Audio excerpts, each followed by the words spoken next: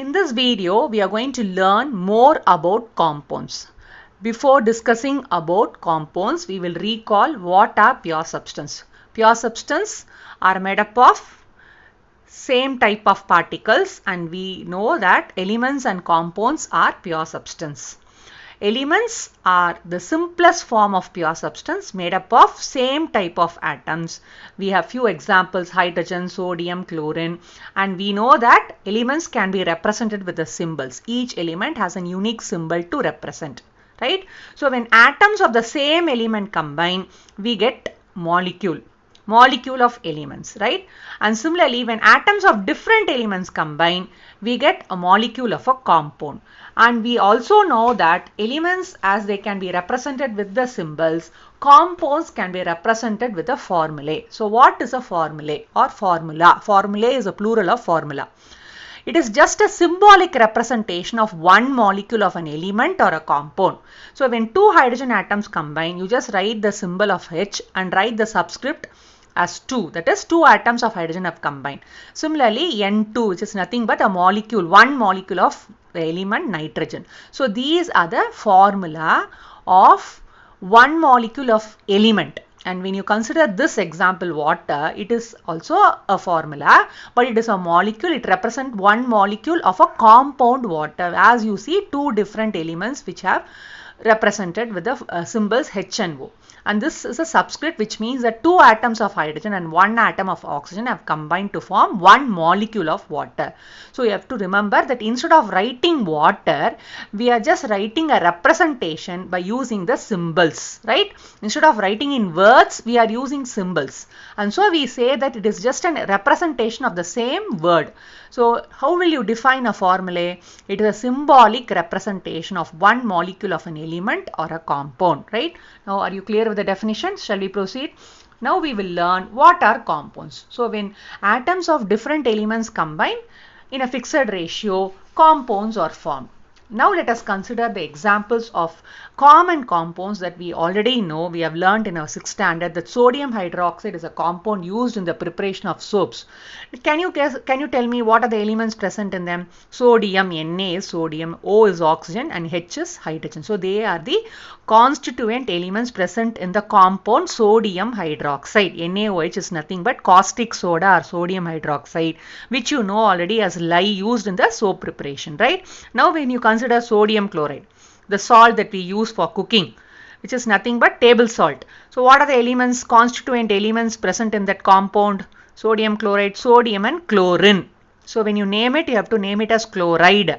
But when you say it as an element, you have to just say it is chlorine, right? Similarly, water, H2O. Hydrogen and oxygen are the elements present in the compound water. And this is glucose, which gives instant energy, right? So what are the elements present in this compound glucose? Carbon, hydrogen and oxygen. And we also learned how to find the atomicity, that is number of atoms, by adding these number of atoms using the formula, right? So how many atoms are present in the sodium hydroxide? 1 atom of sodium, 1 atom of oxygen and 1 atom of hydrogen. So totally 3 atoms are present in sodium hydroxide. So the atomicity is 3. Similarly, sodium chloride, what is the atomicity? 1 atom of sodium and 1 atom of chlorine. So atomicity is 2. So we have learnt about this in detail in our previous videos, right? Now we will learn about the properties of these compounds. Now when you just consider sodium chloride, what are the constituent elements? Sodium and chlorine. Now if you consider the properties of these elements, if you just see this sodium and chlorine, sodium is a very highly reactive metal. It's a silvery soft metal which can react vigorously with water, oxygen. And chlorine is a very poisonous, highly corrosive, greenish yellow gas which is a non-metal. But when these two chemically react, right, when they brought together, they combine to form a different substance, a white crystalline solid, which is nothing but sodium chloride. So do you find any resemblance in the properties? This is not edible. It's actually a poisonous gas.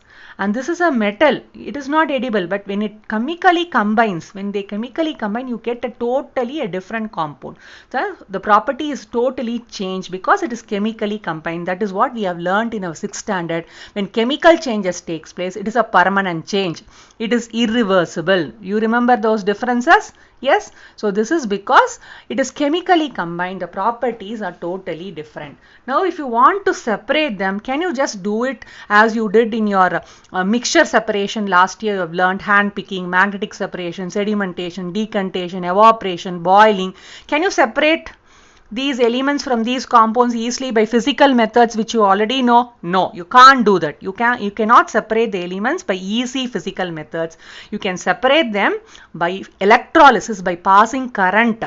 By some chemical methods, some certain other methods, we can separate the elements from the compounds. Similarly, when you consider water, it consists of hydrogen and oxygen, and we know that hydrogen is a gas, right? Oxygen is a gas, right?